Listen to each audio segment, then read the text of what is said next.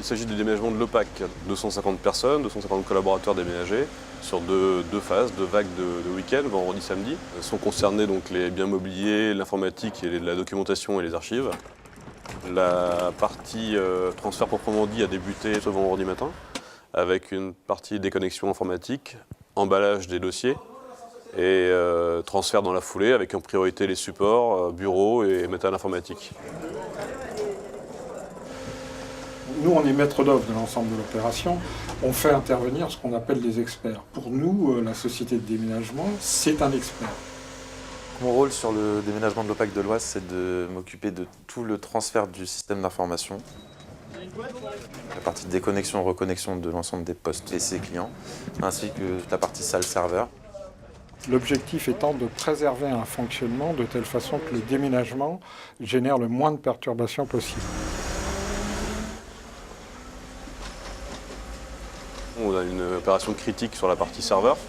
Donc là, effectivement, on a mis en place une équipe de techniciens et d'ingénieurs réseau.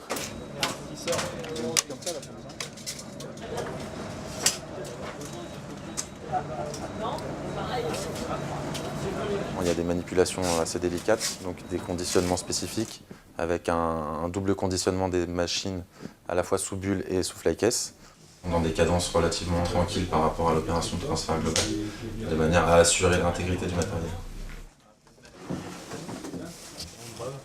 Mon rôle dans l'entreprise, c'est de préparer ce déménagement. Il y avait surtout des contraintes de temps en ce qui concerne l'implantation des bureaux et de l'informatique, qui doit être terminée demain à 14 h. L'objectif, forcément, c'est que lundi, tout le monde puisse travailler. À la fois donc, les postes utilisateurs qui sont tous connectés sur les données et les applications des serveurs, ainsi que toutes les agences de l'OPAC de base qui sont aussi reliées sur les serveurs qui sont installés au siège.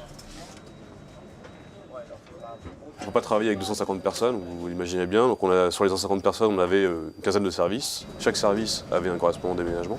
Et ce correspondant-là, lui, diffuse l'information, aussi bien signalétique, repérage, emballage, déconnexion informatique.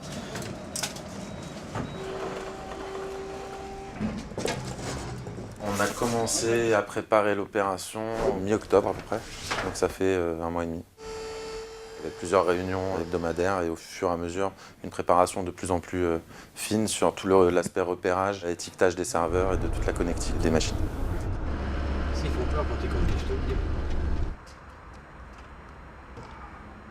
Les outils de traçabilité sont importants. La présence aussi d'encadrement est très importante pour assumer justement la productivité en temps réel, parce qu'on sort aujourd'hui 250 m3 par période de 8 heures.